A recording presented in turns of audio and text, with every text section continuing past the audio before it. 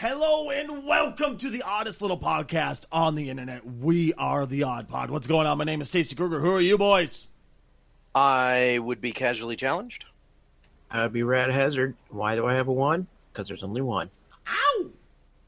I'm Robbie, and yesterday I downloaded over 300 images of porn. I'm Ryan. How about that airplane food? Yuck, yuck, yuck. God damn it. You know, I've never been on an airplane ever in my entire life. Okay, I take it back. I've been on one, and it was like a single engine where you could actually see the captain and you can make sure he's not drinking or smoking rocks. And that was terrifying enough. Going on a massive one, especially with the bad food, I don't think I could handle it. I've been in a helicopter before, but never an airplane. A fucking helicopter? I live next to an airbase. Okay, that'd be kind of cool. Yeah, it's kind of cool, but I'm terrified of heights, and plus I've seen the kind of shit, because it's a helicopter training facility, and I've seen the kind of shit that those people do when they graduate. I've seen a Chinook do a loop-de-loop. So that's... Jesus Christ. That's fun. Strap in, boys! It's gonna be rough! So, sign me up for that. At risk of getting copyright infringement because the NFL's a bunch of bitches, Rad, are you as excited as I am? Not really, because I already know the outcome. I already know the outcome too, buddy. So don't worry. We'll send you a couple. We'll send you a casserole to make up for your team losing to mine. In case you're wondering, me and Rad are the fierce football fans, American football fans. He's a fan of the Eagles. I'm a fan of the Minnesota Vikings. We're facing off in about 5 hours. About 5.5, 6.5 hours something from now. It's gonna be some shit. I mean, as much as we rib each other, as much as I give Rad shit and he gives me shit, both of our teams are pretty fucking equal. It's gonna be a knockdown, drag-out match, So I'm really freaking amped. Woo! Sports ball! Twitter audience says, "What's a ball?" I'm sorry. Am I really the only person here that's excited for the Super Bowl coming up in like 2 weeks? I'm excited yeah. for the commercials. See, commercials are like my least favorite thing. Puppy monkey baby. Oh, God. I almost aborted my child 12 years after her birth for that fucking commercial because she wouldn't stop saying it. Puppy monkey baby. Just think, what was that, a Kickstarter? Or, not Kickstarter. What's the drink, the Mountain Dew drink? Oh, is that what that was? Yeah, I think that was for I that. I actually had no idea what the product was. I just hated it so much. I didn't even remember that commercial until you just said it. That was probably the weirdest commercial they had that year. I will also say this much about the commercials in the Super Bowl. They have been getting progressively worse because what's happening... So, Super Bowl commercials are super expensive. Like millions of dollars, yeah. Yeah, they're extremely expensive, and the only people that used to be able to afford them were the big companies. Budweiser has like 5 commercials during the Super Bowl because they can afford it, because they sell beer, and beer sells more than anything else. M&M's used to usually put a brand new commercial out. And oftentimes what the commercials would be a long-form commercial, like a minute long. Oh, God, I remember those. Those are actually exhausting to watch. But they were usually pretty good because they invest the money. Oh, fuck they yeah. buy the spot, they invest the money. But here's been the problem in the last few years, and I think GoDaddy is probably the worst culprit of all of this. What people are doing now is they're spending their entire advertising budget on one Super Bowl commercial. And then they're making the commercial itself a piece of shit. You're not wrong at all. I remember the GoDaddies were just boring. And you were like, it was total clickbait, but on the big screen. That was the best part of the whole thing. Like, oh, we're in the middle of a courtroom case. Oh, her bra is getting ready to pop open. What's going to happen next? Come to our website and check out. I'm like, that's total clickbait. Which, by the way, I knew it was clickbait, and I knew it wouldn't have anything, but I had to see what kind of thing. There's literally nothing. GoDaddy is a web hosting domain name type site. Whatever they have in their commercial, there's nothing even remotely about that on their website. And it was so They don't have anything. So it's the most clickbaity thing you can possibly have. But it worked to drive up attention to their website, and that's why people are now doing it. Because it's so weird to draw people there. That's why the Super Bowl commercials suck now. Right? I mean, or they're starting to. Once again, would you agree with me that it's kind of like the movie companies, video game companies learning the wrong lessons? Well, it's not quite about the lessons in this case.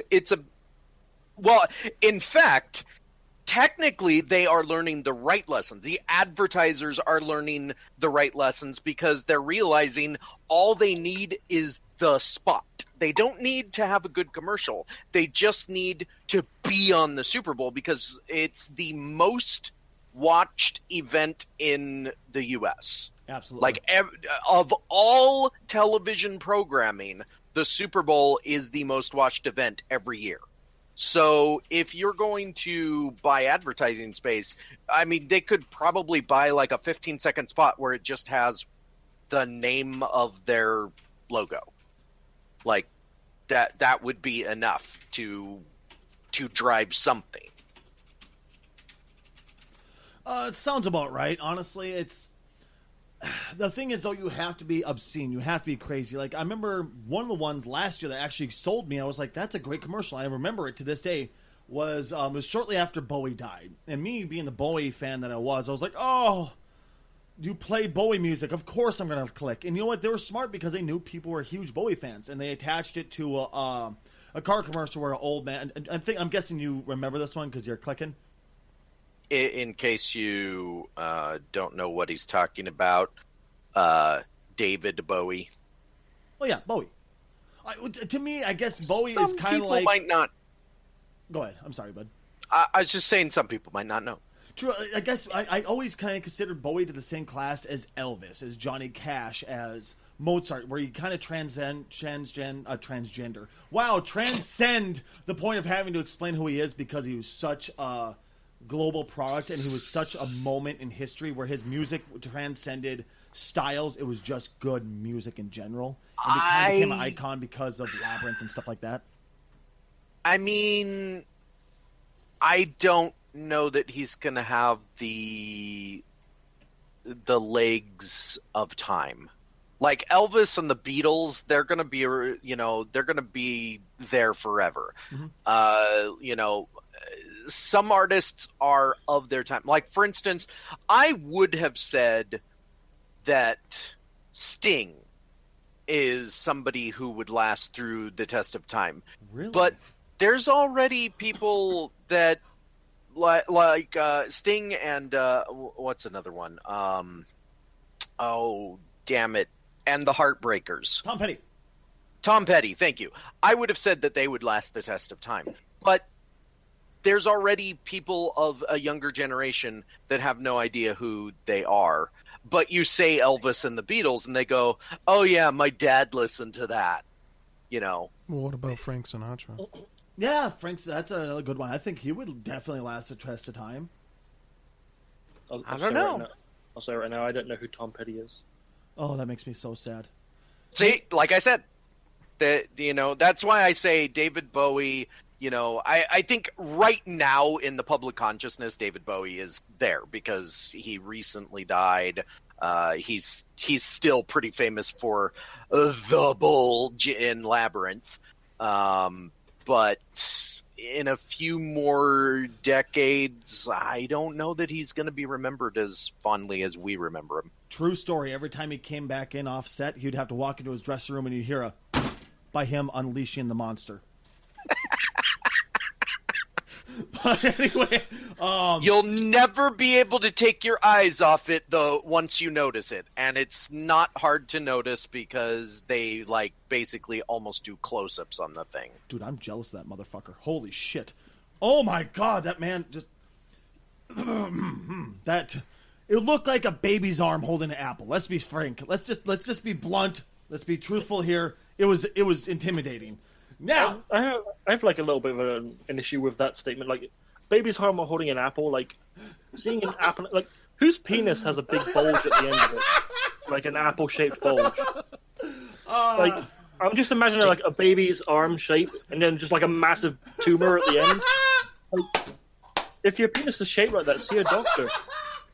I'm just wondering, like, who thought of the, like, where does the baby's arm end, and why did somebody imagine a baby's arm, Lemmy. like in that scenario? Lemmy from Motorhead. Ladies and gentlemen, present to you, the Odd Pod presents Anatomy, according to Stacy Kruger. I stole that from Lemmy Kilmeister from Motorhead. I can't take claim to that saying, and that's why that came about. Anyway, but yeah, David Bowie's music was playing. It was what's Starman? No, not Starman. It was I think it was Starman. I'm terrible David Bowie fan right now because I can't remember the title of the song. But anyway, the song was playing. It was about an astronaut who was, sitting there talking, thinking about his time in space, and he was sitting on the couch, and they're going, "Has Dad talked to you lately?" "No, not at all."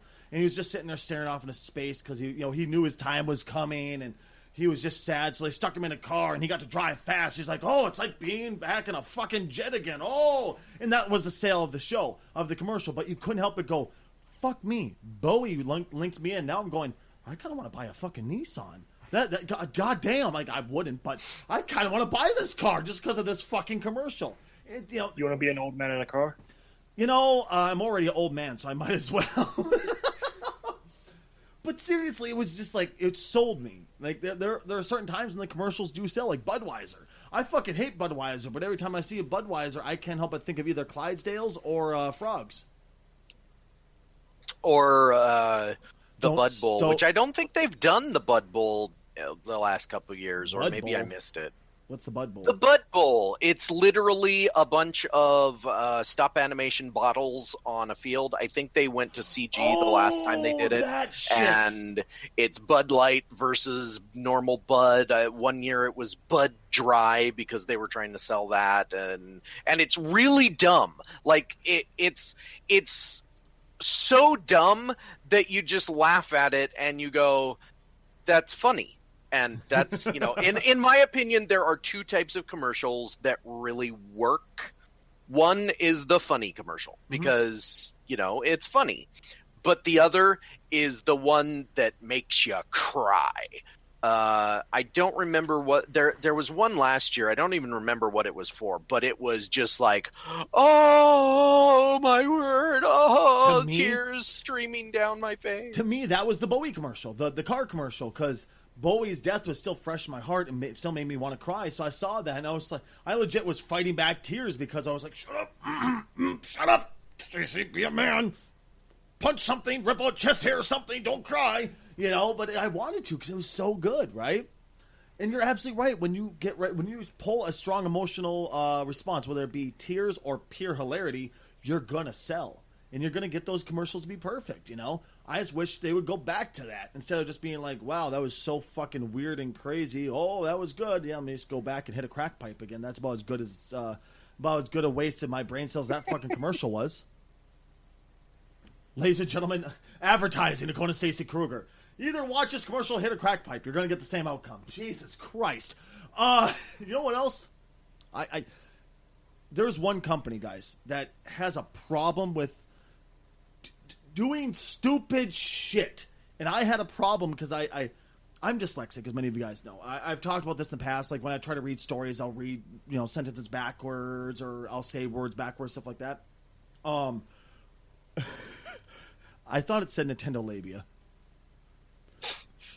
But what the fuck is Nintendo Labo? Why are they going, yeah, cardboard boxes. That's our fucking future. First, okay, Rad, I know you actually, looked at this thing. And Robbie, I have a question come to you here shortly. But what the fuck is this thing, Rad? Why are they putting their faith in the Switch in cardboard boxes? Because cardboard can be anything you want it to be. When you're a kid, you get a refrigerator one, you have a rocket ship. So they want us to sit in a fucking cardboard box going, I am a fucking spaceship. I'm coming for you, planets. And what was it? Mario Galaxy? That's the newest one? Or what's the newest one? Odyssey. Like, no, don't take my hat. Throw a cardboard box at the dog or something. You know what I mean? To be fair, they do specify it is for kids. All I've seen is adults using it. Like, all the advertisements. Well, okay. Only print advertisements. Here's my take on this Nintendo Labo, Labia, whatever you're going to call it. First of all, if it's for kids, and we're assuming young kids, like pre-tween, yeah, it's cardboard. Not going to last long. Exactly. It's going to last maybe... When I saw the trailer for this thing, all I could think was, it's not even going to last to get it out of its perforated form. They're going to tear it trying to build it. Do we even have a price on this thing yet? It's normal game price, because everyone comes with a game. It's like $30 to $50, I think.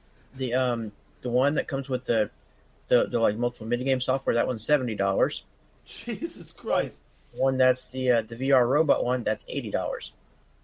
Yeah, it's a lot cheaper. So it's like, and looking at some of the things that it's going to make, because it's going to make specific things. It's not like you just get a bunch of blank cardboard and make whatever you want. It's like a specific, like pre-designed, perforated whatever. So they have a piano. They have a fishing rod. They have some kind of a backpack thing. I don't even know what that one is. And they got a steering wheel in one of them. Yeah, they have a steering wheel.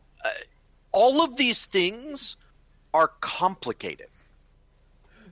I'm sorry. I'm looking through. Different news stories about the Labo, and there's a make-your-own sort of Labo RC car. And it shows somebody just duct taped a fucking cardboard box to the controller. Yeah, there's already like a million memes. Like, I saw a meme that had just a stack of cardboard, and it said cost 50 cents. And then it said it had the exact same stack of cardboard, exact same, and except there was a Nintendo label on top of it, and it said $50. Right, dude? Well, okay. Go ahead. I didn't realize you'd actually have to build it. I thought it came like pre-built. Nope. You have to build it. Some of the stuff comes in like strings and pulleys, and that's right? Kids can't fucking do that. I couldn't do that. That's okay. That's what I was saying when I was watching the trailer for this thing. Is looking at you're going to have to take it out of the package. You're going to have to remove the forms from whatever, the cardboard. So I'm assuming it's going to be perforated and all of that stuff. In that stage alone, in the first stage, removing the cellophane from it, I'm going to break something. Right? Well, here's the best part, guys, is I'm going to direct this towards Ryan because I know his old man. Like, I know him personally. All right, Ryan. I know your old man. I know he's the kind of guy who would actually get down on the floor and help his kids build something. He's always been. I'm not that kind of... fuck it. I'm going to just buy the thing, here, kids, have fun. Like, I'll play with them, but I'm not a builder. It's just not who I am. Your old man's a builder. Do you think even he would have the patience and the skill to pull this off without fucking it up? Or would he break something, get tired of it, and chuck it across the room and storm out of the house? I think he would, start out calm, take it out, go, what do you open the manual, look at the manual, look at it, think, what do you have to do? You gotta, pull the shape out of a whole thing of box, and then eventually I think he'd either get it done without getting mad or get very mad, because you gotta fold something, but when you fold it, it flips back before you can do something else. I mean, I think he'd either stay calm or just get very frustrated and just... It's like, guys, I can actually... Like I said, I know his old man in real life, so I can see him just sighing, giving it the death glare as if lasers were shooting out of his fucking eyes, and this thing somehow bursts in flames. I wouldn't have the patience. I would do that too. Like I said, I have built things out of, cardboard and foam and all sorts of other things. And at some point, because I have huge sausage fingers and all thumbs, it's going to break something. Huge sausage. And then I'm gonna have to grab the tape and the glue because it doesn't fit right anymore. Your fingers together and sit there and then my fingers are gonna get stuck to the cardboard and it's gonna tear. And then I'm gonna basically throw the whole thing out and say, well, that was a waste of $50. And then when you try to throw it out, you can't throw it out because it's stuck to your fingers. But here comes the second part, though. Robbie, you work in the gaming industry, basically. Well, you work in the resale and the sale of this. Yeah. One, do you guys have this at your shop yet? No, not yet. Also, I work in a second-hand shop, so... I thought it was also first-hand, too. We don't sell that many first-hand stuff. Okay, thank you. So the majority of the stuff, if we ever do get this in, it's probably going to be torn to shit, and we can't take anything that's broken. That was my exact question, because this is going to cost $50-some bucks. Now, is there going to be any resaleability? And I think I'm going to say no, and is that part of the reason why Nintendo did this? Because let's face it, there's always going to be people, I have to go buy it again because it's fucked. Potentially, yeah. I mean, even if say you don't you don't tear it or anything, if it's just left in your closet for ages, it's going to fucking rot. Right? I mean, and that actually leads me to okay. So I saw the announcement. It's like, wow, Nintendo's gone insane. my second thought was, man, in 20 years, it's gonna be so hard to get these for collectors. Right, dude? I mean, it's almost to the point you need to buy 3. If you're a collector, buy 3 of them. 1 to play with, 1 to leave in the cardboard it comes in, the third one to assemble but not use. Well, here's the thing. This isn't the first time Nintendo's lost their fucking minds. I mean, they've had all type the Power Glove, the Virtual Boy. I mean, all these things. What's it? Rob. Oh, I forgot about Rob. Robbie, there you are. Found you. Do you want to play Stack 'em, Robbie? That was a terrible dad joke. Thank you. I'll take my pipe and go sit in the corner with my loosely fitting robe that's linen, smoking my pipe, reading the newspaper with my slippers on, grunting at my children because they're pissing me off. Get out of my study! I'm trying to read. I was imagining you with your khaki pants and your belt up to your nipples. Oh, can we get me a pair of pants that are that big? I need this. Moving on. I mean, but Rad, you brought up something to me off air. It was actually on my stream, if I believe it was, or we were talking. Anyway, 3D printing is going to be it's going to be the future for this. Obviously, they're going to be collectors like, I want to use this. I want to use it more than once. 3D printing, but is that really what Nintendo wants to do? Is push their users into having to do their own homemade shit for this?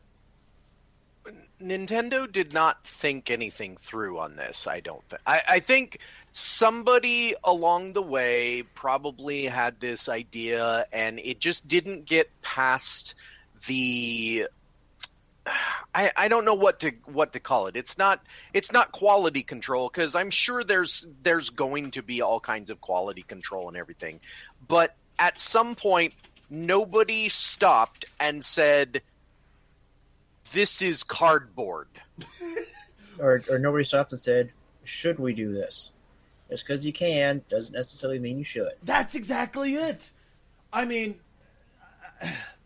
I honestly don't know anyone that would want to put the effort in just to play this little gimmicky game. Well, I agree.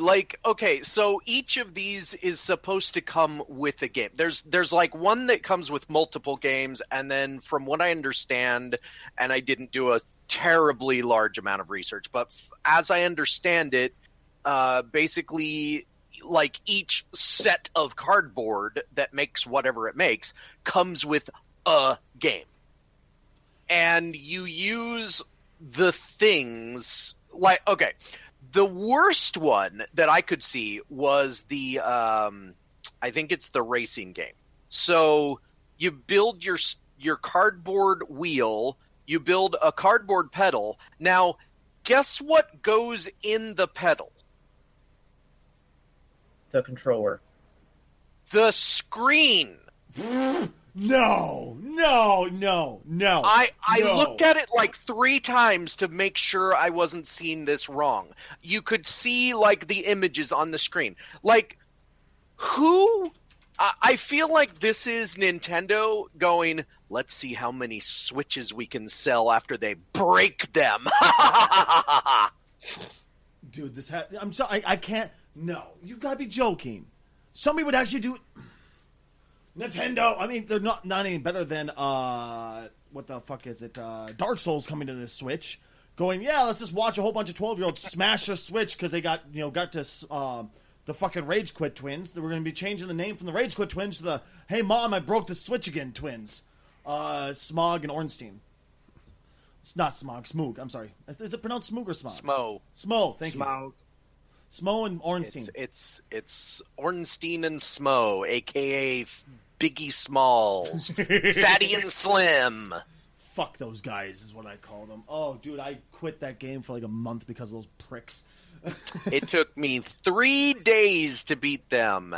It was one day of just pure frustration, another day of pure frustration, and then I just knocked them out of the park the third day. I hate them. They are too much RNG for my face. I took like a week and a half on them. A week and I've it should be noted the when I say I knocked them out of the park, I mean I was like I had calmed down from the previous day, taken my deep breath. I said, all right, here we go again. And I was prepared for another day of just I walked in, I did my thing, and in less than 5 minutes they were both dead, and I went, what just happened? I have never done it like that again. Since then, it's always taken me like at least a dozen tries or more. Yeah. Well, they're the Rage Quit twins for a reason. Oh God, that game. Have you played? Who here has not played Dark Souls before? First off, I haven't. I have not. I have, but I haven't played a whole lot. How far in did you get then, Ryan? Well, this is gonna make you laugh. Oh, it's fine. What's up? I did when I played the first one. I got past that first area. You fight whatever fat leg demon thing. You go up to the second bit where you're like on top of a lot of stuff. Or like the gargoyles. No, not the gargoyles. It's really early in the game. I really didn't make it too far. Would that be what the hell was that called? The Tauren rat? I know casual. I think it's... Well, it depends. He might not have even made it to a second boss. Some people quit because they go the, quote, wrong way. They go down to the skeletons. Oh, I did that my very first time, too. So I got to the part where there's the graveyard, and then you go up, and you can go through a bunch of stuff and keep going up on top of a lot of, like, a castle-type deal. Yep, he got up. Oh, shit, yeah. Okay, I know what you're talking about. Yeah. I did that many times. I tried to fight that guy. I got him down to very low health because I was using fire bombs. I finally figured out, you can go up here, jump down on him. Oh, you can do all this, this, and this. And I just couldn't beat him. And at one point, it was just, the game fucked me. And I got so pissed. I'm like, fuck it. I'm not doing this game no more. And I just left. And then I came back, got to that same part, and was just... So yeah, this is the beauty of Dark Souls, in my opinion, is that you have it's fair for the most part. And what I mean by that is the mechanics are extremely sound. There's a couple of instances where it's not as fair. Like if you're on a hill, sometimes your attacks won't hit and the enemies will, but you learn to use that to your advantage later where you get down on the hill. And ironically, it's a case of the high ground not being the advantage in that game. I was about to say, what you have to do is actually program an emote into the game where it screams, Luke, don't, I have the high ground, and they run away in terror. but I have heard so many stories of people like rage. Like my first time playing it, I quit on the first boss because I didn't realize all you had to do was run through the door, and then he becomes like 1,000,000 times easier. Because the very first demon in the asylum. Is it where you run Like, through the if- door and if you you- can get up above them and then drop back down on them? Oh, that one. Yeah. Well, what happens is you have no weapons. You have that terrible, like, broken sword, and I thought, oh, this is the worst game ever. I'm never going to play this again. And then I did a little bit of research, and I found out that you go through a door, you get your weapons, and suddenly he's Yep. a pansy. You know, the best part is if you would have read the little thing right outside the door, the little, what the fuck is it? The little Who note. reads? Am I the only person who reads all of them? Well, when you see 50 of them on the ground, and most of them are just, jump here, do this, I did this. True, I'll give you that. And But- people also yeah. troll. Yeah, true. But yeah, and then I rage quit on the same one that you quit on, the Taurus demon on the tower. I rage quit on Ornstein and Smo. I quit on, who was that? I can't remember. It's another one that's basically just a normal enemy when you go deeper into the game, but it's like he's in like that really small room with, I think, 2 dogs. Oh, He's like got the skull face. Oh shit. It's another demon. Anyway, I rage quit on Kappa that. demon? Then, yes, thank you. Capra, technically, but those of us on Twitch call him the Kappa demon. Yeah. So here's the thing I learned, and one of the reasons I don't like Dark Souls 3. I learned by watching a speedrunner that tanking in that game is extremely overpowered. Because of the way they designed how tanking works, you can basically walk in with heavy armor and just absorb all damage. Well, you don't absorb the damage. You take the damage, but it doesn't impede your progress. Yep. So what I do after watching some speedruns and some other things is I go grab the Zweihander. I get it up to the point where I can use it in 2 hands. And then I grab, there's this really early-ish armor called stone armor. It's kind of green. Ever since he's shown me about this, guys, I go every single time now. And basically, I just walk in with a bunch of Estus, a full Estus, and I walk in with my Zweihander, and I just slowly trod towards the enemy and smash them while they're smashing me, and it's whoever smashes who first wins. Oh, Sounds kind of hot. God, I'm wet.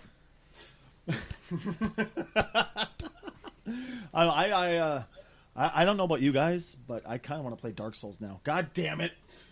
Don't mind me. You'll be hearing the sounds of Dark Souls in the background, folks. I just won't be talking. But yes, I'm calling it right now, guys. I'm calling it right now. Dark Souls is going to get a Labo. It's going to totally get a Labo. You're going to be sitting there swinging the Zweihander all about and smashing the shit out of the Switch.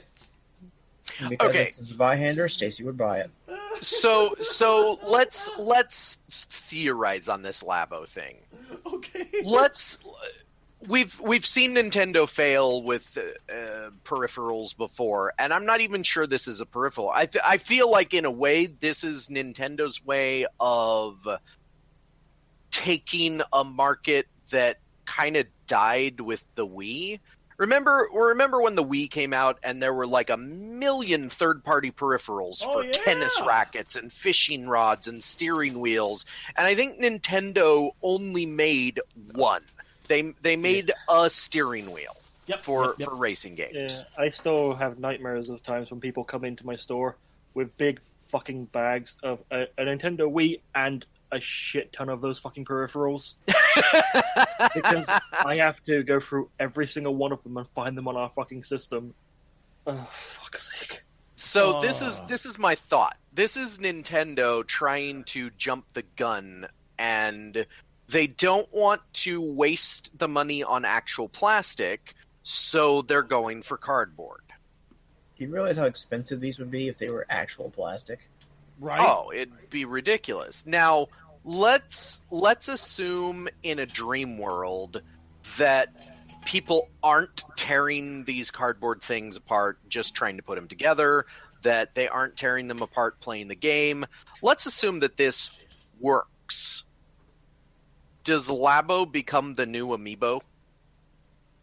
Oh.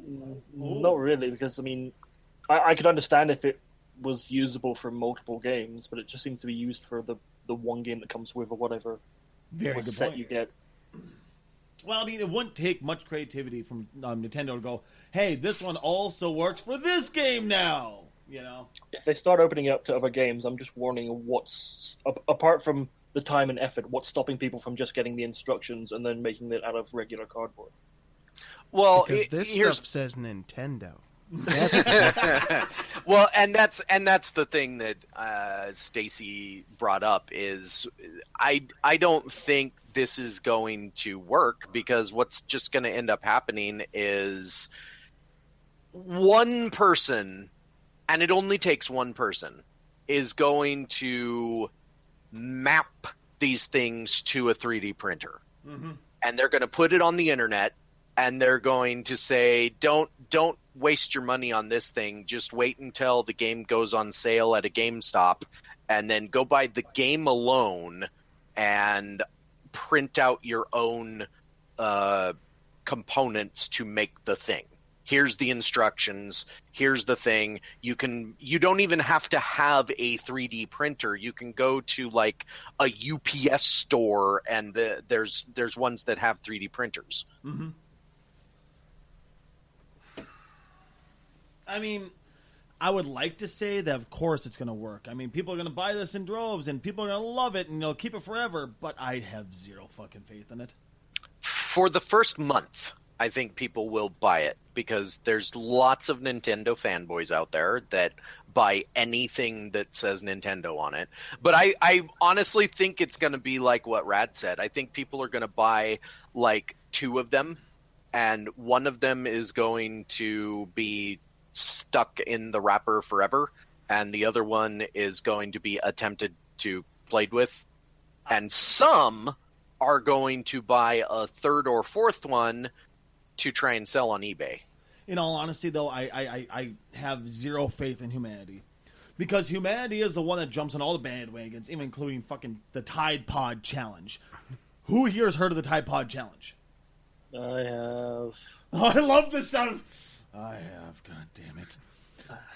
Rad, I'm old. I am immune to memes, so I have not paid attention. Rad? I love the groans of pain out of Robbie.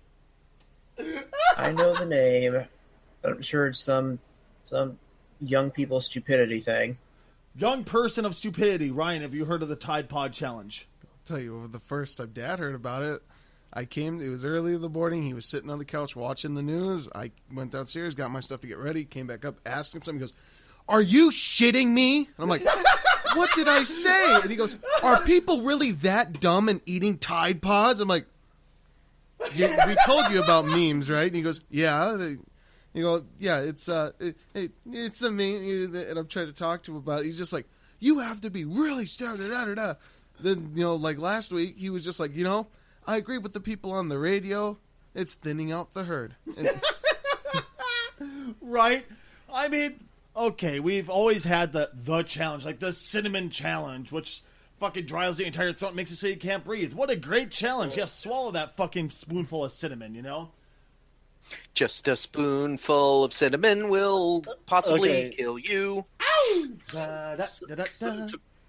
To preface this, the way this started out is, this is like part of the whole January memes, and it wasn't a particularly good one. I remember like a lot of other memes being way popular than this. It started out as just a guy tweeting something, saying something along the lines of, "Fuck Xanax, this year we eating Tide Pods." That spawned a bunch of images of people editing Tide Pods into images of food. Yep. People photographing themselves, putting Tide Pods on pizza. It was supposed to be just kind of haha funny memes. Tide Pods kind of look like food, in the same vein that people the whole drinking bleach meme. Well, but it's also the fact that there's announcements of, hey, don't let your kids eat these fucking pods because they're not candy because they think it's candy. Yeah, that's true. And then what absolutely everybody saw coming is, rather than just making funny images of it, people actually started fucking eating it because the stupidity of the internet is infinite. You're not wrong, my friend.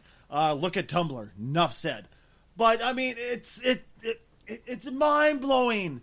Why the fuck are you dumb enough to go? You know what seems like a great idea? This fucking detergent. That looks delicious. Let's try this. I know why it's blowing up. Because the people's collective consciousness said, we need more entrants for the Darwin Awards. We're kind of slacking a little bit. So this is humanity's attempt to let's give people some more options to vote for. my personal, as a side note, my personal favorite is a guy who wanted more gunpowder for his fireworks, so he took a hacksaw to a hand grenade. Smart. I love humans. Have you seen some people are actually making food that looks like Tide Pods now? Really?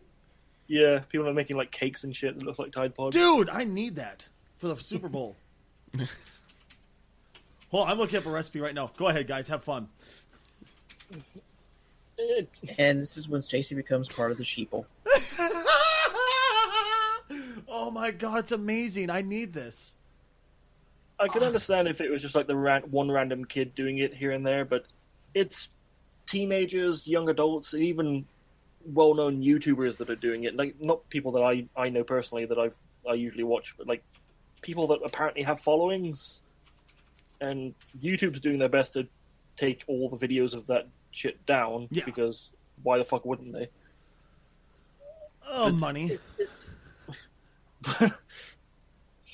That's very true. You're asking why wouldn't they? Because they can make money off of idiots posting these fucking videos. That's why they wouldn't. I'm honestly amazed that they took it down. I know, but I'm honestly, I don't know if they'd want that kind of heat, especially after what the whole recent shit with Logan Paul. Oh, but yeah, it's just, I don't know what else to say. It was a terrible meme, and now it's just spawned more terribleness. Now, here's my question. First of all, obviously, you're talking about Tide the detergent, and the little pods that they come in self-sealed, whatever. Okay, so I love that you actually have to stop and think about this. Like, how do I say this dumb shit? People are eating them. Yeah. Like, who... Now, is it just me, or do parents not wash their kids' mouth out with soap anymore? I have. Because it seems to me that if you've ever had your mouth washed out with soap, which, for those that maybe don't know, it's because you said a swear, which you probably heard from your parents anyway. No. And your parents put a bar of soap in your mouth and they say, you shouldn't say that. Let me clean your mouth out. Soap tastes terrible. Mm-hmm. It's disgusting.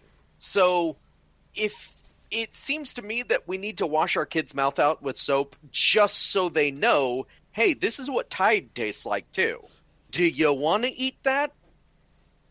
I think my children have a step up because I live on the internet and I work on the internet. I think they have the step up to where they know I won't. Like, I'll expose them to the stupidity of humans a little early on to go, this is why you don't do this. You don't be a fucking idiot like these things. Like, what's actually in Tide? Is it got bleach in there? Because bleach can cause like brain damage and brain damage. It depends on the one. See, that's the thing. Like, there's Tide with bleach, there's Tide without. So I would assume it's dependent. Yeah. I've heard a few people have already died. I don't know if during this challenge, but like I know people have died in the past from eating that shit. I wouldn't be surprised. I mean, it's not meant for human consumption. Are we going to have to label all of our products with like giant labels that say "Do not eat"? I'm pretty Right, sure they dude? already do have those, don't they? Well, I they would- do, but they're not giant. I'm Well, it's saying the like small it's going to print. be bigger than the branding. Like it'll say "Do not eat," and then below it in smaller letters it'll say "Tide." I would say no because we're getting close to overpopulation. So you just kind of can forget about that not fit for human consumption bit. You know, just to prune the trees, so to speak. I'm wondering how long it is before someone sues someone because their detergent wasn't edible. Oh, Well, if you were Willy Wonka, yes, you better believe I would sue your ass for not having edible detergent. Oh man, could you imagine edible everything? Like how great of a world would that be? Man, I'm so hungry. I don't have any food. I guess I'll just start eating the fridge. That would be a terrible world. That would be a terrible world. I'd have nothing. what happened to your streamer rig? Oh, that microphone looked delicious. Then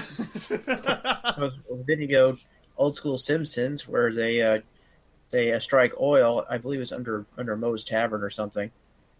And Speaking of so Simpsons- everyone's like, we have money. So Ralph asked Principal Skinner, chocolate microscopes? Done.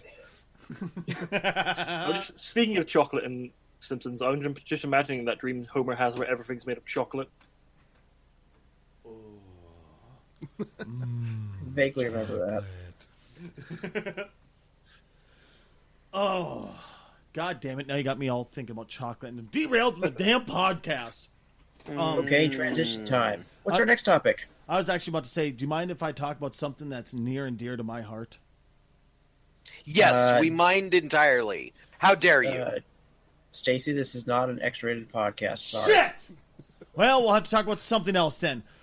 Dead by fucking Daylight. They're doing it again. They're releasing new content. And this is not me bashing them either. They're releasing new content, and it seems like player base is half and half on this one. Of all the new killers that they would release, what would you be expecting the new killer to be? I know, Rad, for the longest time, you've had a huge one that you've wanted. Terminator T-800, all the way. Casual, is there one No. that you would like?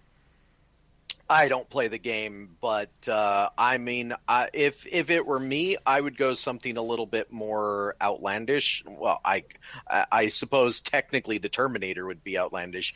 In the same vein, a little bit science fiction, I would go with the Predator. Oh, that'd be fun. That would be fun. Robbie, is there any character you would think would be really good in a game like that? Pennywise, maybe? I don't know. See, I've heard that from everyone. Everybody wants. I would say. I thought 90% they already of the had players. Like a clown type. No, they have a doctor. They have a nurse. They have a trapper, a hillbilly with a chainsaw. The chainsaw guy. Yep, that's Oh well, also- then I'm changing my answer to a clown. I mean, come on. right, It's classic horror. Popular. Classic horror trope.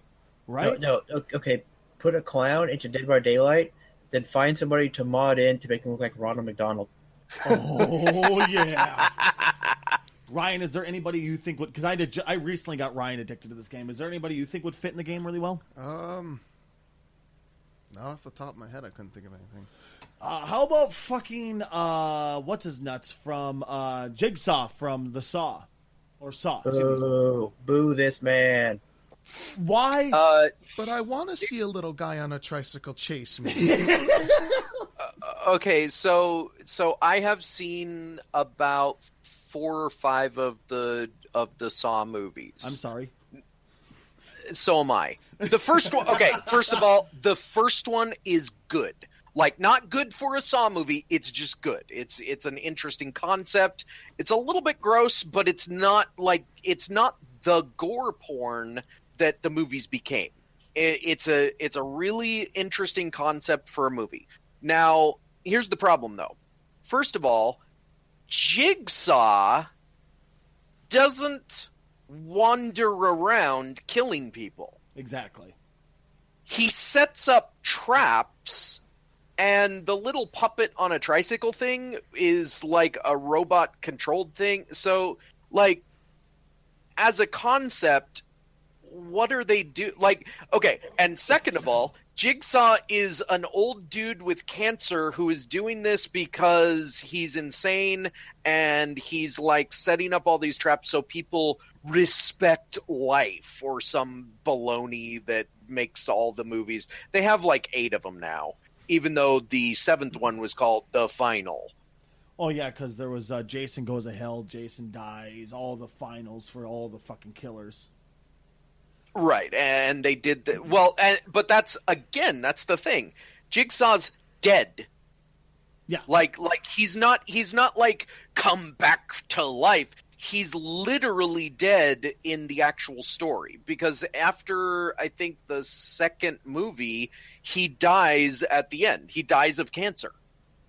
And then the rest of the movie is like copycat killers, previously set up traps, and prequels. Like this story takes place before he died. You know, he's not like the other killers. He's not like Jason who comes back from the dead. He's not like Michael Myers who, well, I don't know if Michael Myers ever came back from the dead. He just always disappeared right before dying, I thought. Yeah, something like that.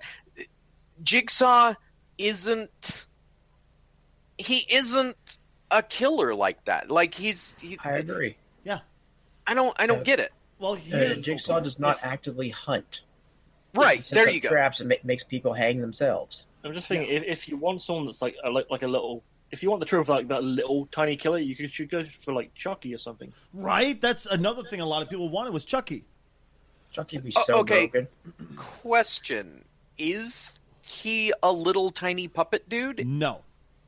So it's going to be in it? It's going to be the little puppet guy. Is going to be like the controller, or he's going to be there kind of thing.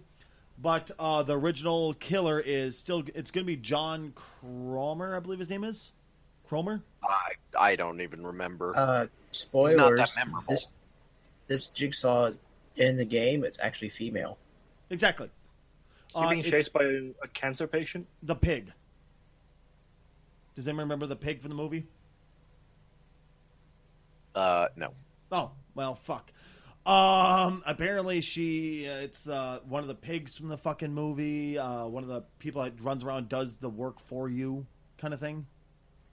Oh yeah, okay, so that's in one of the later ones. Like I said, I've only seen about 4 of them. I was watching them in order because, like I said, the first one was good, so I watched the second one because the first one was good. I was like, oh, this isn't what I thought it was. Then the second one is exactly what I thought it was, and I watched the 3rd and 4th, maybe the 5th one because I'm a glutton for punishment, so. Okay, here's the thing. So what it's saying right now, and this is the power that's read as Jigsaw's baptism. Power. Forever devoted to her master's cause, she punishes the ungrateful and the guilty with slyness and mysterious puzzles. The pig can move stealthily and dash in ambush attacks and put deadly reverse bear traps on survivors' heads. Use a secondary power interaction to assume crouching position. While crouching, the pig has no terror radius, so she could be right next to you and you don't even fucking hear her. Activate the attack interaction to dash and perform an ambush attack. You start the trial with 4 reverse bear traps. Reverse bear trap can be put on dying survivors. So like when you down them, you can put the goddamn thing on their head. Reverse bear traps automatically sacrifice the survivor when they are triggered. Reverse bear traps trigger automatically beyond the exit gate. So if you have one of these reverse bear traps in your head, you try to run towards the exit. If you get past the gate, not necessarily the outside world itself, but as soon as you get past the gate to get towards outside world, your head you die instantly. Reverse bear trap will trigger once the timer itself is also expired. By the way, mind you, I should have said this originally. This is unofficial. This is leaked information. This may be completely frivolous, but this is leaked information. Sorry, I should start off with this whole thing. Reverse bear traps timers start when a generator is completed. Survivors can free themselves from the reverse bear traps by searching jigsaw boxes found around the map to find the correct key. Oh my god, guys. I was going to say, maybe for that, take out the hook and put the bear trap as like the thing that kills you. Right? I mean, I would also say the biggest thing this adds, the killer can crouch. mm-hmm, that's exactly it. So the killer can teabag. Oh, you bet your sweet ass. I remember playing the living hell out of this just to teabag on some motherfuckers. Because you have no idea how many times a survivor will get cocky and start teabagging at right after he drops a pallet on you, and immediately after you catch his ass, down him, and you mori his ass, which is you kill him on the spot instead of having to hang him from a hook and wait for him to die slowly. I would teabag like it's going out of style right on top of his corpse. Eat that. I'm terrible, I know. But yes, I mean, honestly, so we know already, if this information is correct, that it's the pig. It's one of the servants of Jigsaw. So we know it's not going to be Jigsaw himself. It's not going to be a little fucking guy in a tricycle, wandering around. It's going to be something called the pig, which is some devotee of the fucking killer. Okay, my again, I don't play the game. Mm-hmm. But I get the concept of the game. And for the most part, most of the killers are at least partially supernatural. Mm-hmm. Or they have some sort of component that makes them a little bit more than human. Yes. Jigsaw, as a concept, has none of that. Like, there isn't anything in the lore that is supernatural. It's all based on like that's one of the theoretically scarier parts of the Saw movies, is that this is all stuff made by a guy or the followers of a guy or whatever, and none of them are supernatural. I feel like if this ends up being an actual thing, and for the record, the last leaked information turned out to be 100% true. That was when they finally leaked that Freddy Krueger was going to be a part of it. Yep. Well, it's confirmed that this is going to be. I've seen the trailer, the official trailer. It is for sure Saw. It is for, and the devs have said yes, this is Jigsaw. This is Saw in general, but they haven't said if this leaked information about the power, if that's official, well, if the pig thing is official. It doesn't even matter that if it's Jigsaw or related to Jigsaw. My point is that Jigsaw is not supernatural in any way. Neither are his followers. The movies aren't about a killer that stalks you. They're about traps. Like, the whole thing is about these death traps that make the map that has traps on it, and that the killer can activate. And if you go through it, then again, though, then if you make it a map-based thing, then okay, so do other killers get to play on the map? I was about to say, at that point, wouldn't every other map in the game be null and void if you choose to play that killer then? Because that's one of the things, is that any killer can go to any map. Right. So, again, I just think it's a bad idea. I think they would be better served, and I disagree with the Terminator, but they'd be better served with the Terminator. Now, let me say this for sure, that I'm not a pessimist when it comes to Dead by Daylight. I've always been very optimistic. I'm used to everybody in a huge chunk of the streaming community. As soon as something new is announced, it's awful. This is stupid. This sucks. This is terrible. I put faith going, you know what? They're not going to destroy their own game. This will turn out great in the end. And almost always, it turns out great. Because they'll go, well, this won't work, so we'll figure out some way to make this work. And, I don't know what it's going to be, but I'm excited. I am really, really excited to see what's going to happen. I'm not going to pass judgment to say that it's going to be terrible. I don't know how they're going to pull it off. It may be completely redundant and not redundant, completely erroneous towards the original source material, but it may be something really fun to play as. You know what I mean? I'm not saying they won't do it right. I'm just saying it doesn't seem to fit. I'll give you, it does not seem to fit. But maybe, of course, at the same time, Freddy didn't really seem like he'd fit either because he's a dream world. But you guys said that he wouldn't fit because he's not supernatural. What about Leatherface? He's just true. He's not supernatural either. He's just a guy who's devoted Same to with his family. Hillbilly. Well, okay, but didn't they? Because they made sequels, and I don't take it as just the first one. Didn't he become supernatural at some point in the sequels? I gave up after the first one, so I'd be a terrible person to ask about that one. I'm sorry. I suppose Trapper's not supernatural either. He's just well, he's got fucking metal hanging out of him. Let's just let that one be supernatural. Trapper has nothing to do with his backstory, which is kind of weird. That's sad. It really is. The doctor Okay, really wouldn't be let's supernatural, go a different direction here. While we're still on the topic of Dead by Daylight. Mm-hmm. Now, obviously, it started with, quote, generic characters because they didn't want to pay for licenses. Well, that's kind of what the Trapper was. Literally, they went, we want a Jason game, but we can't have Jason, so fuck it, Trapper. Right. Now, let's look at where they're going with the game. Mm-hmm. They've got Freddy. They've got. They won't get Jason because Jason has his own game. Exactly. They're apparently going to do Jigsaw. They could potentially get a bunch of other ones. You know, they might even get It. Who knows? What if they replaced the generic ones with the ones they're actually based on? I would be fucking irate. Like it would just be a skin change, but it would be, you know, now the Trapper is Jason Voorhees. Now this character is Leatherface. Now, like, would you be irate or would you be kind of happy? Now you have your favorite killer without the generic name. Me, I guess I'm just a little too sold on the game. I would be irate because I like the fact knowing that this is the Trapper. I like who the Trapper is. If they decided to go and say, okay, now it's Jason, they would have to make so many compromises. Let's face it. They would have to change the way he looks. They would have to change the way he walks. They would have to change his voice, his sounds, everything. Backstory, you name it. And especially since that was one of the original killers. That was the original killer ever created for the game. There's people who have legacy skins for him, which are like the golden, yellow ones that look like they're kind of embery in a way. If you tried taking those away, the community would lose their fucking minds to the people who have legacy skins for him.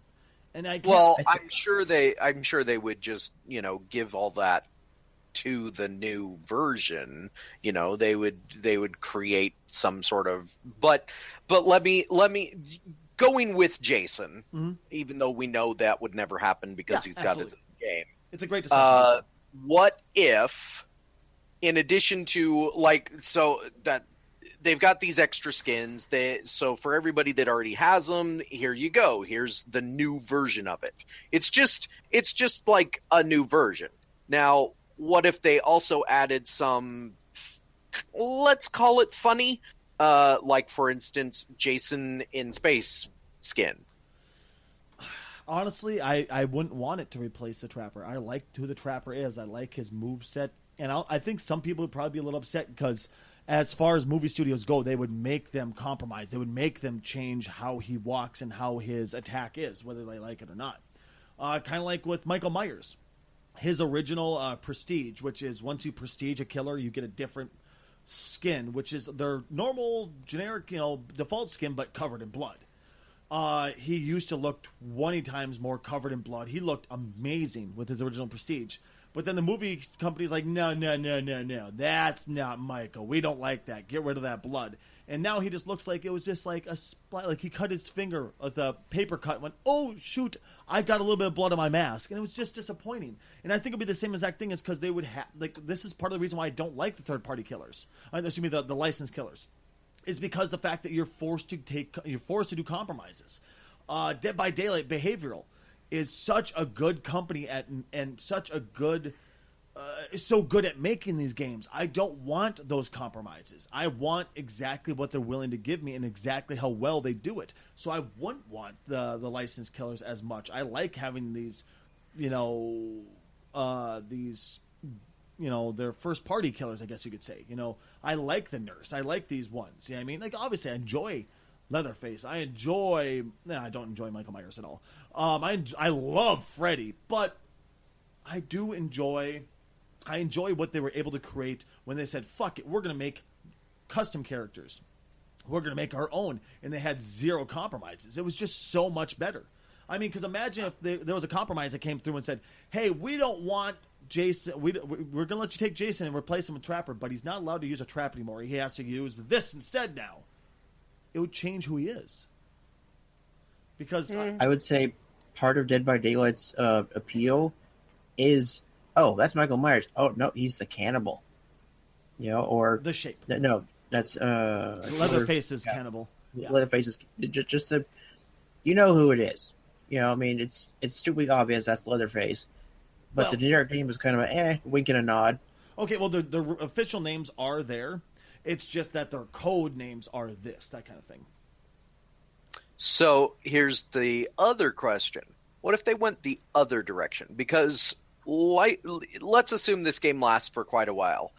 Licenses can run out. Absolutely. Like, even though the game is still in production, a license can run out. For example, Grand Theft Auto San Andreas, they lost some licenses to some of the music. So in later iterations of the game, like on PC or on mobile, they actually had to remove those tracks because even though the game hasn't actually changed, the license was only for the one game that they released. So now they have to remove pieces of music or whatever. Let's assume that a license for Jigsaw or for Michael Myers runs out. What if they made those killers generic? Would that be the same? Would you hate that in the same way? Like, what if they created, instead of him being Michael Myers, he's now I don't know what. Just generic. We'll just say just the shape with the generic look. And He's stuff like that. He's now the Halloween killer, which is pretty on the nose, but whatever. Honestly, I think I'd be happier. In all honesty, I'd be happier because the fact that they wouldn't have to make their compromises anymore. They could do whatever the hell they wanted to with them. They wouldn't have to make his moris, which are his custom kills, look a specific way. Oh, and I just thought of a killer that they should add that is better than Jigsaw, but is also not technically supernatural. Huh. The Scream Killer. Well, I'd be afraid of him being too much like the shape, Michael Myers. Because they both use a knife, they both just kind of stalk the prey and then stab him. Yeah, I mean, go ahead. I have an idea for a non-generic killer that I haven't seen the movie, so I don't know. I haven't seen anything about the franchise. Pinhead. Oh, I've been wanting Pinhead forever. Ooh, okay, so yes, but no. Here's the problem. Pinhead's power comes from, like, his entire goal in the movies is not to drag everyone into hell, it's to drag whoever opens the box into hell. Okay. So his power seems to be kind of limited in a way, and it's also never super defined. Like with Leatherface and with Michael Myers and even with Jason, you get a certain definition of how they do things. With Pinhead, he kind of just does whatever the hell he wants to. Hell, pun. Wah, wah, wah. He does whatever the story calls for because his powers are, quote, hell powers, unquote. Like they just make him do anything that they need him to do for the script. So it would be hard to pin him down. I think in that particular case, I agree Pinhead would be awesome, but don't make it Pinhead. Make it a generic hell character that happens to have spikes coming out of his face all over the place. Absolutely. But I would say one thing, the downfall is the fact that I don't think enough people know who Pinhead is anymore. I think his time is come and gone. Do you know who Pinhead is? I think people know who Pinhead is, even if they haven't seen the Hellraiser movies. I believe I know what he looks like, but I haven't seen any of the movies. Enough said.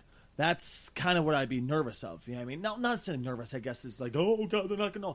I just don't think people would connect to it the same way that they would with Jason, because he stood the test of time. He's still relevant, where Hellraiser's not relevant anymore. Well, it doesn't matter that like, people still think of Pinhead as a scary person, even though they, like two people have said, they haven't even seen the movies, but they know who Pinhead is. Like, you put Pinhead on a screen, people go, oh, he's that guy from that movie. Very true. He's scary. Even though, honestly, I've seen about 4 of the Hellraiser movies. I saw the original, I saw the sequel, and I saw one of the ones in between, and I saw the one in space. The one in space is actually not that bad. Basically, the idea in the story is that they have built a space station to trap Pinhead. And spoilers, it turns out the space station is the box. Oh, for Christ's sake. 2 things. One, I know it sounded like a negative Nancy towards the licensed killers. I'm not. I do love the licensed killers. I love what they're doing with the game. It's just I like them not having to make compromise. That's just what I meant, because I like what they did when it's unbridled. I think the game's amazing. I'm a huge fan, if you couldn't tell. But Stacey likes open source. Well, you're not wrong. Here's my he question. Likes Linux. Of course he likes open source. Here's my question for you, Casual. Why the fuck does every goddamn fucking horror movie have to do a fucking space one? Jason in space, Pinhead in space, for Christ, Leprechaun in space. No, Alien. There was one of those. It's not that they have to. It's just that when any franchise goes into space, it means that they have run out of ideas. Yeah, that's the moment where they still have enough money to make a movie, but they have no idea. And again, sometimes it can actually turn out kind of interesting. Like, I'm not going to say that the Hellraiser in Space one was good. It wasn't called Hellraiser in Space, for one thing. It was like Hellraiser Bloodlines or something. I don't remember. The idea was that the ancestors of the original characters had been haunted by Pinhead for generations. All of them had gone to hell, and in order to trap Pinhead back in the box, they've built this space station, and it turns back into the box, and in kind of a sort of twist on the trope, nobody escapes.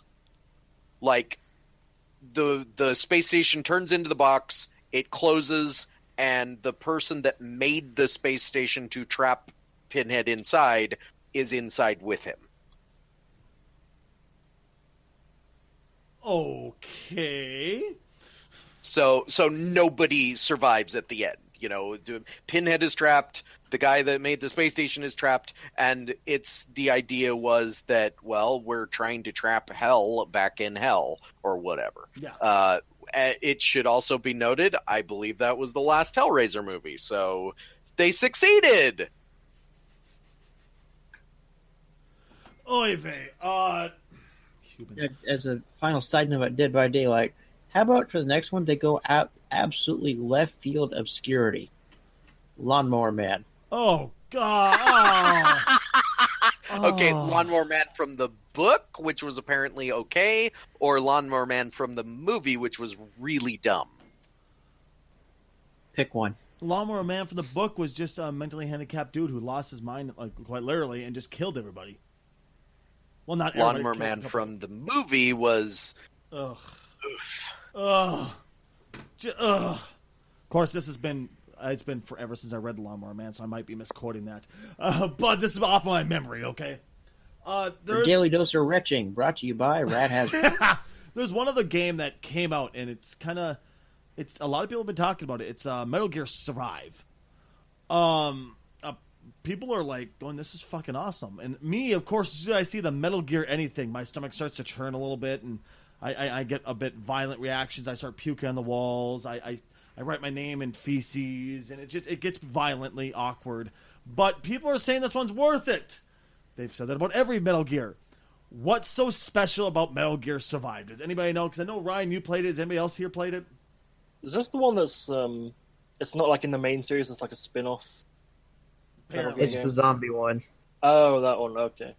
I don't think it's zombies. I think it's the interdimensional things. It's okay. So obviously, games like DayZ and H1Z1 and PUBG and everything are very popular. Well, Metal Gear 5 created a relatively good set of mechanics, even though the story and everything was what people complained about the most in that one. So basically, they've made a Metal Gear version of Battle Royale, but with the Metal Gear Solid 5 mechanics. Wait, for real? So that's, from what I played of it, that's not what it was like at all. It was just kind of me and Dan just went and defended this thing from waves of zombie-like creatures. Okay, so Fortnite version of Battle Royale. Like this is my thought process is that okay, but is it Metal Gear, or are they just using the Metal Gear name to cash in on a current popular trend? That would They're make just using sense. the name. Yeah, just going, hey, people like the name Metal Gear, people like Battle Royale. Let's make a butt fuck and make a game. You know, I've heard everybody losing their minds over it. I won't give it a second chance because it has the name Metal Gear attached to it. But it's, I don't know, man. I've heard everybody saying it's a zombie game. I've heard people saying it's zombie-like. I've heard people saying it's not zombies at all. Damn it, it's hell creatures or some shit. I was like, what the fuck is this game? And is it worth the money, first off, Ryan? If it's hell creatures, then it's Doom. Right? Me and Dan have said we'd most likely buy it when it comes out, just because we've I thought it had was fun already with the beta. No, it comes out the 20th. Oh, so it's just the beta that's out right now. Okay. So you'd actually spend the money on it. I would, yeah. Casual? I like the Metal Gear franchise. And I said when I played Metal Gear Solid 5 that these mechanics would make for a great other game, like something not Metal Gear. But Fortnite? I don't know.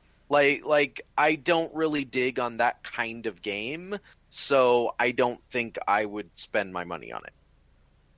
Well, the original Fortnite PvE was kind of like a tower defense game, right? I think so. Yeah, basically. You defend against waves of zombies and you build your fort and... Ish. Well, I don't like I don't like tower defense games, so I instantly am going to go like, Metal Gear, go to hell. I guess maybe I'm just getting bothered because there's been so many times that games have come out where it's just the name carrying it or it's just riding the newest wave where I'm kind of going, I'm getting burnt on gaming, I think. It's just I'm waiting for something new to come out that's actually worthwhile. I'm waiting for Monster Hunter to come out later this month. Okay, Monster Hunter. Basically, the entire concept of that game is just run around, beat the shit out of a monster, and take its bones and make something of it, right? Well, okay, Monster Hunter gets simplified, but Monster Hunter was Dark Souls before Dark Souls came around. Oh! Monster Hunter is beat the bosses. The bosses are big dinosaurs and crazy anime things.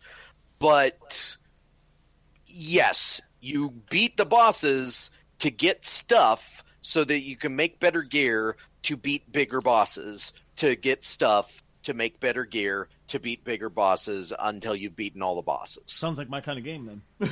It is a great game, and it surprises the hell out of me that it took them this long to put it on more than just the Nintendo. I remember when I heard about this. Somebody was talking about getting a Nintendo DS and all that stuff. They're like, just wait. Why? I really want to try that Monster Hunter game out. Just wait. Why? It's coming to the PlayStation. Oh, yeah, sold me. I'm going to wait. Is it PlayStation exclusive, though? No, Monster Hunter World? Yeah, Monster Hunter World is the first fully cross-platform Monster Hunter. It's coming to PC. Like now, cross-platform is people could play together? That I don't think. Oh, okay. But it is it's going to be on PC for the first time in the franchise history, and the problem is that, as usual, PC is treated like the redheaded stepchild. They say they're not bringing it out on PC because we want to make sure the PC version is perfect and blah blah blah. But I think what's really going to happen is they just don't give a crap about PC, and they're going to put it out when they put it out. Ugh. Yeah, because PC gamers don't matter at all, right? No, it could be worse. They could give it to the Arkham Knight developer for PC.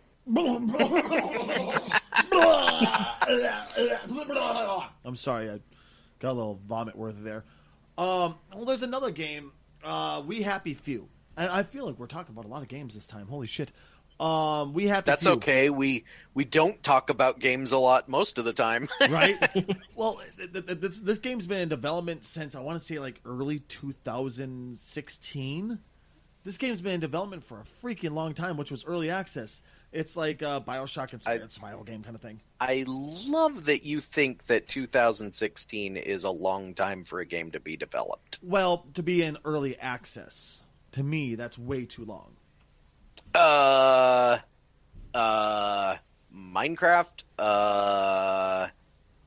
what's that space one? Star Citizen. Well, Minecraft's not early games. access is the biggest thing. I mean, it's still being developed but Minecraft was in early access from 2008 until 2011 when it technically went full release. I had no idea. Okay, well, it's just, to me, it seems like it's been a long time because this had a whole bunch of hype for it, and then it just kind of died while it's sitting in early access, still to this day. And apparently they just pulled pre-purchase game option from the completely, and now it's delayed again. Is it one of those ones where this looks like it's going to be another moment of what the hell was that game called? Nether, where it's like, it's early access, it's coming, guys. We swear it's coming. We swear. Don't mind. We're not exiting the room. No. Yeah, it's coming. I swear. You know, is it gonna be another one of those moments? Yeah, I mean. I honestly don't know anything about the game. It's like set in like an alternate universe, English, just like 60s English. Ish, yeah. I forced myself not to play the early access and somebody bought it for me, but because they wanted to see me play, I'm like, I want to wait until full release. I have I have a hatred for early access, so I refuse to play it. I didn't look that much into it. I need to look into it more because it looks kind of interesting to me. But I just remember it being like, you walk around a town, surviving, avoiding a policeman enemy, and taking drugs. I remember that. So it's like London. Yeah, basically. I mean, I'm nervous, I guess. I'm nervous because I've been burned so many fucking times by game companies. Well, okay, so when it comes to early access, first of all, I think people are under some major mistaken impressions because of some games that come to early access. What I mean by that is early access, we the players do not know just how early it is. Like, it could be a month from release early access, it could be 6 months from release, or they could have just started their alpha phase and they're deciding, well, we would like to make some more money to put into development of either this project or another project. Yeah. So early access has come to mean something in every gamer's mind. What I look at is games can take anywhere from a couple years to like 10 years to make. Like, if you see a game and you say, oh, it's taking forever for this game to be made, Well, some games just take that long. Now, I'm not saying that every game, can really do that. Like, for instance, if you heard that Grand Theft Auto 5 took like 7 years to make, would that really be shocking? Not really, because it was a super in-depth game. But I mean, did they release it right afterwards and say, "Okay, guys, go and play the fucked up version for a while"? And that's the problem with early access is there's no standards for early access. Mm-hmm. They just, whatever developer decides they want to release a game in an early access form, they release it whenever they're going to release it. There's no, you need to have it polished to a certain amount. There's no, it has to be in beta. It has to be in near end of alpha. It has to be whatever. So what's happening, and then the other thing is there are games, unfortunately, that people clearly are cash grabbing. Oh, yeah. They put a game up. It was a few months ago now, but there was a game that somebody put up on Steam in early access, and it turned out this game was literally just the demo mode of another game. No shit. And they got their money. Steam, some people complained. Steam did they did the whatever they do when somebody reports something, and the game got taken off. But this is the problem. There's nothing that says you can't put anything out there, So, in my opinion, when it comes to early access, you have to do the research yourself or potentially get screwed. Mm-hmm.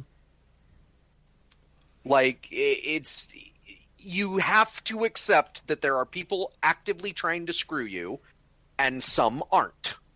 Note, I didn't say most aren't. I said some. True. It's just, like I said, early access, the hell. I have a terrible taste in my mouth for early access. I remember back in the day there was early access where you could get the early access to the version a month before release, like you pointed out, and go, here, help us find the bugs so we know what's wrong. So when it releases to the masses, you get a good version of the game, and you get a little special thing in game, which to me was still pretty cheesy because then that took a whole job away, the beta testers. But I mean, still, at least that wasn't as bad.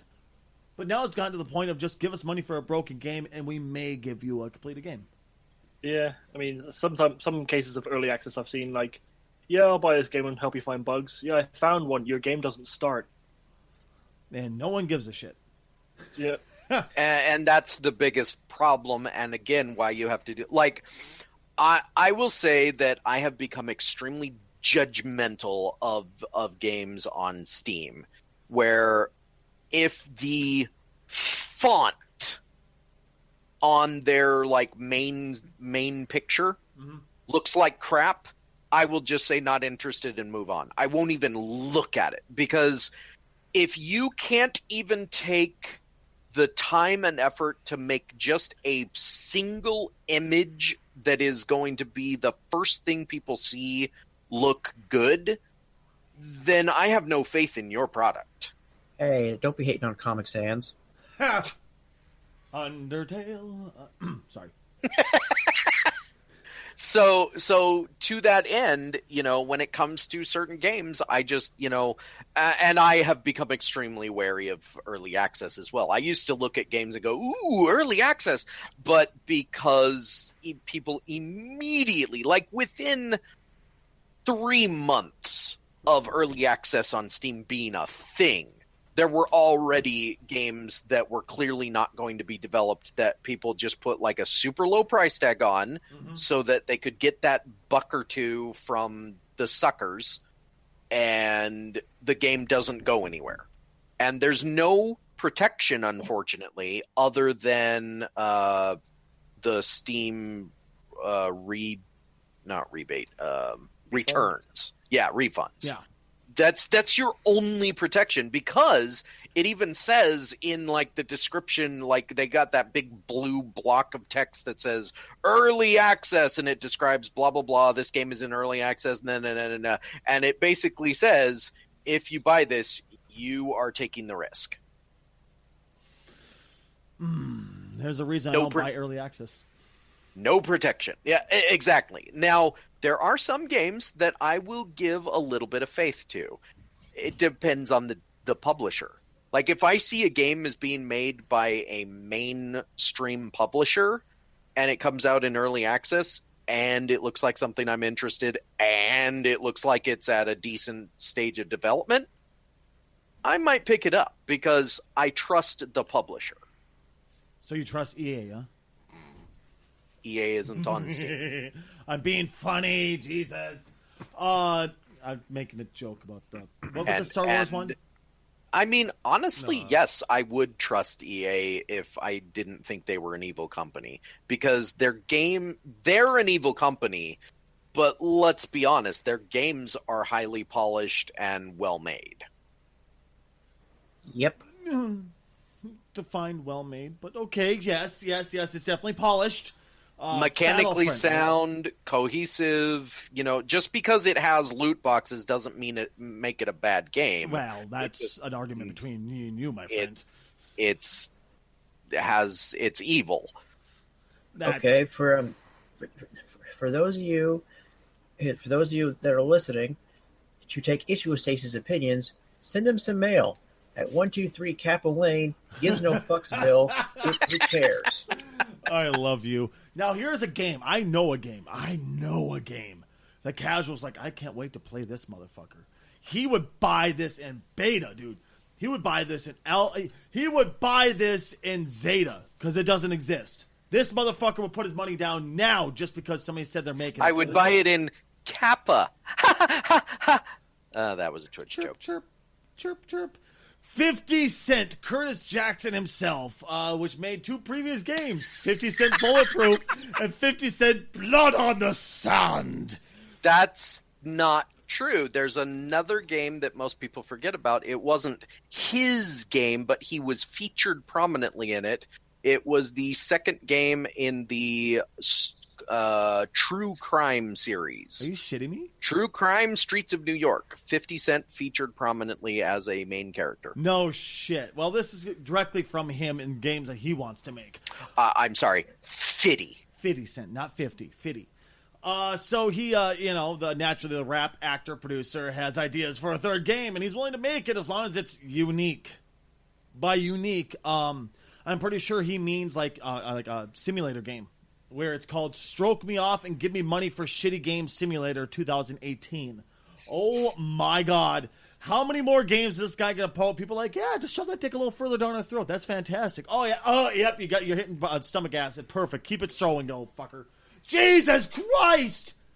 Did anybody here actually play Bulletproof? No, I never played that. No. Oh, it's bad.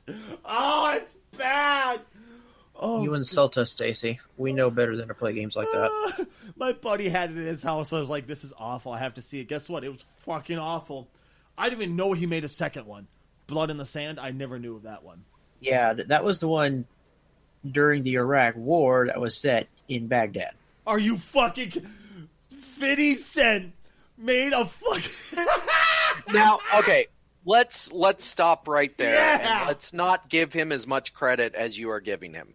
Fiddy did not make a game. He attached his name to a game. True. Let's give the developers some credit here. Whether the game is good or bad, Fiddy couldn't make a game if you put a gun to his head. Are you sure the developers want credit, though? I was just about to say...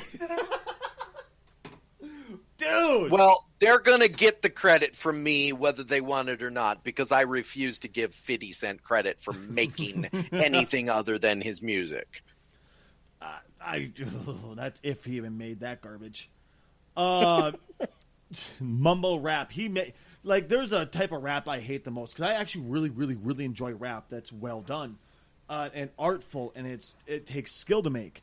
That's amazing. That's amazing art. And then there was mumble rap, which he was just like, hey, I don't need to open my mouth to rap. I just need to kind of smoke a lot of crack and just mutter into a microphone. People are like, oh, give me more of that shit. Yes. And The only song I remember from him is Candy Shop, and that's because it's got food in it.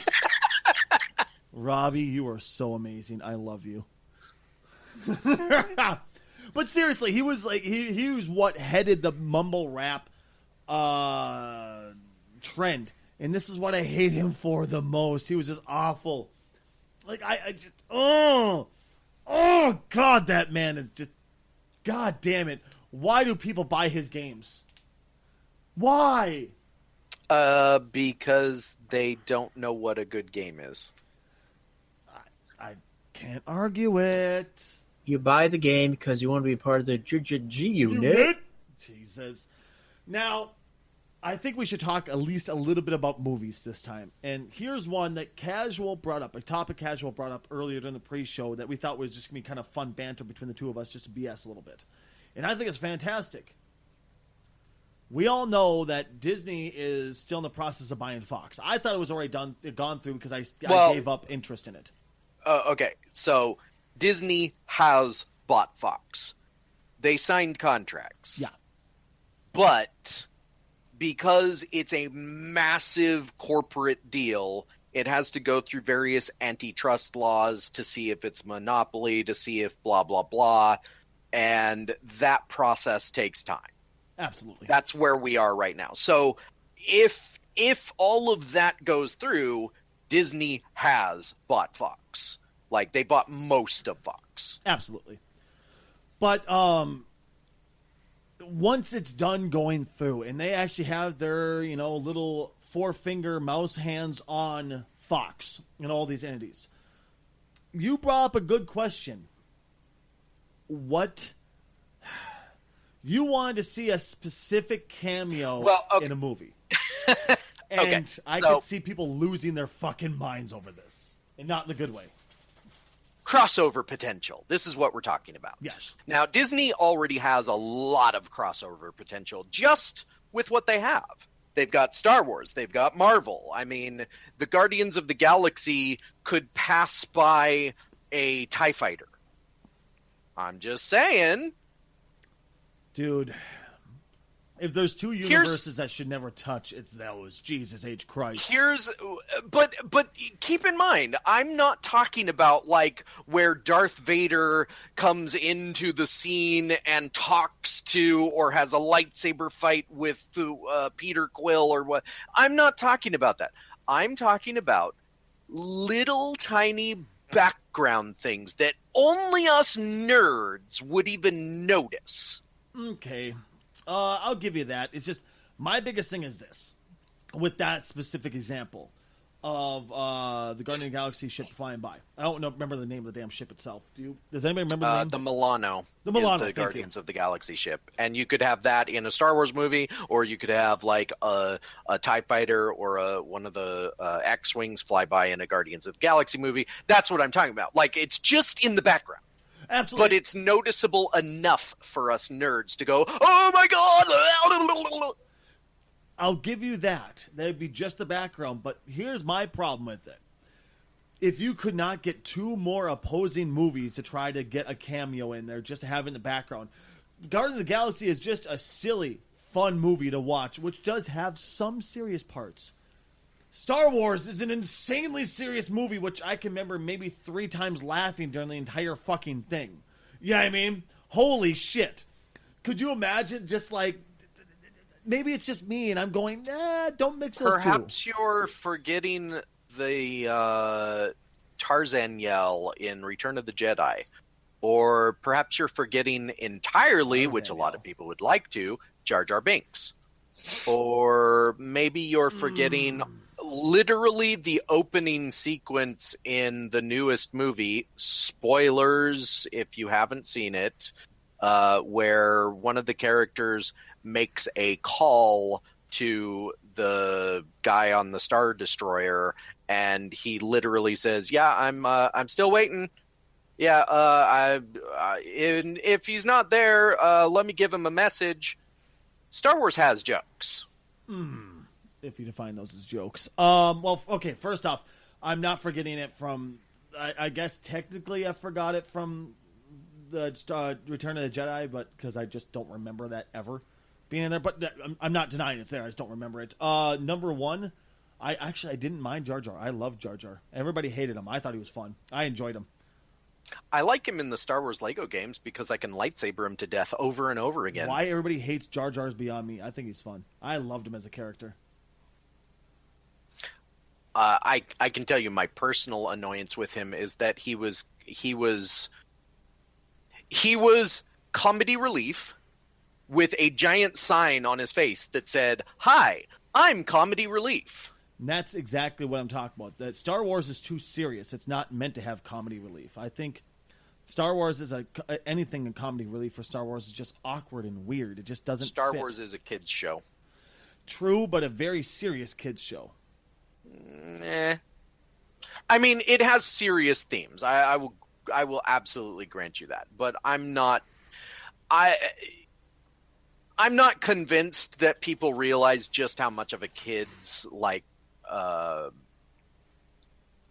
media Star Wars is. Like people have grown up with Star Wars. I myself grew up with Star Wars, but the ones that remember Star Wars the most fondly and get enraged by the latest Star Wars movies because they aren't their Star Wars, most of them were kids when they first saw Star Wars. And I think they forget that they were kids when they first saw Star Wars, and they forget that, oh yeah, Star Wars is made for kids. I'll give you that. Oh, it's just But going back to your point, what I was saying is if the Fox deal is not stopped by the government, I want to see in a cantina scene or I don't care where it is. Obviously, it would have to be a hot planet because they apparently like hot weather. Mm-hmm. I want to see in the background, just in passing, a predator. Now, at least those ones are serious enough. I mean, it'd be kind of funny to be like, holy shit, is that the fucking Predator? You know, I don't know. Maybe I'm just kind of making a mountain out of a molehill. But That's what we do as nerds. Very true. But I just know how serious and how insanely serious nerds are. And how fiercely loyal they are to their favorite franchises. That's kind of why I'd want to see it. Because here's the thing. I am a nerd.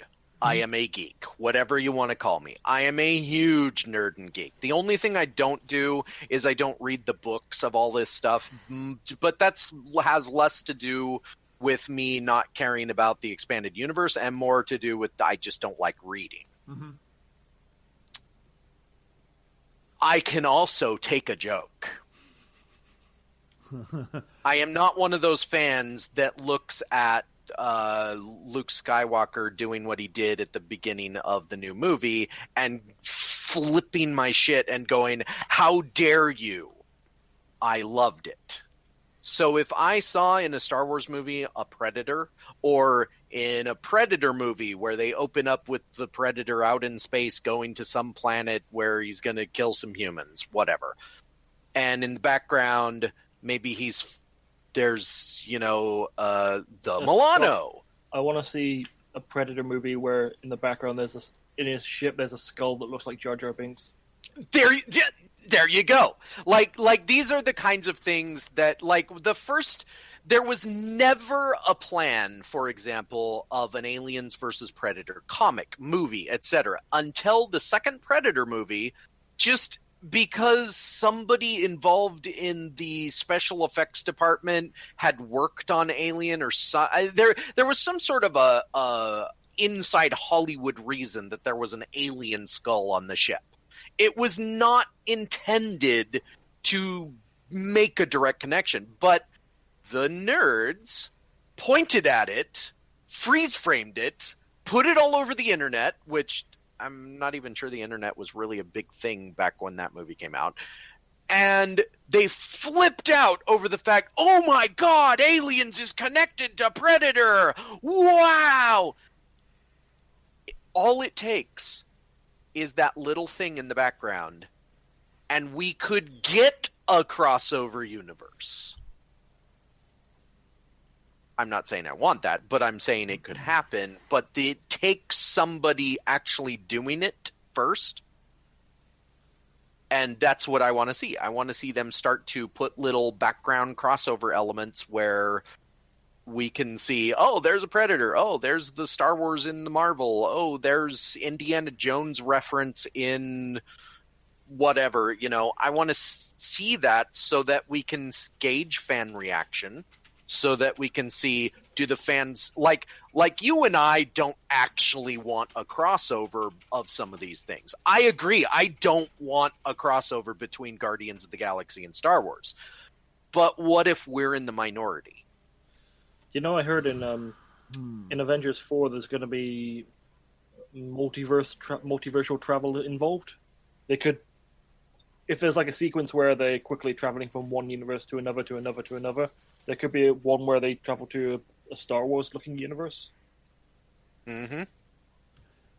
I'm just saying the possibilities are there, and while I don't want it either, I do want to expand people's minds and give them the possibility. Because if you never give people the possibility, they might not know they want it. I don't. I really don't. I don't either. I think Predator belongs in his own little pocket. I mean, I can understand something like small like that, like the E.T. cameo in one of the prequel trilogy thing. Like that, I didn't like the prequel trilogy, but I thought that was kind of cute. I don't remember which one you're talking about, unfortunately. One of the prequels in the background, E.T. was there. Oh, yeah. It's in like a Senate meeting, and he's just kind of there. Oh. It's not E.T. the actual, well, it's his race exists in the Star Wars universe because of that scene. Really? Okay, well, I guess you could make a smaller connection because, it's a space, fucking Star Wars is all space, but maybe I'm just not a huge fan of crossovers. I'm not a huge fan of that type of stuff because I'm a crabby old bastard. Which I don't think anybody will ever deny. Exactly. Thank you, boys. I guess when you prove your point so well, everybody's just like, yep, Stacey, you're right. We have been the Odd Pod. Thank you very much for tuning in. I think we're going to have to wrap up today's stream. My God, I'm doing it again. Today's podcast. Jesus H. Christ. Thank you so much for listening in. I've been Stacey Kruger. Who have you boys been? You first, you fucking hairy bastard. There are more submarines in the sky than there are planes in the ocean. You gonna prove me wrong? Say your name, you goofy bastard. I'm Ryan. I'm Robbie. There are more okay, whatever. I'm Fred Hazard. I have nothing interesting to say. I am casually challenged. Thank you very much for tuning in, everybody. We'll catch you next time.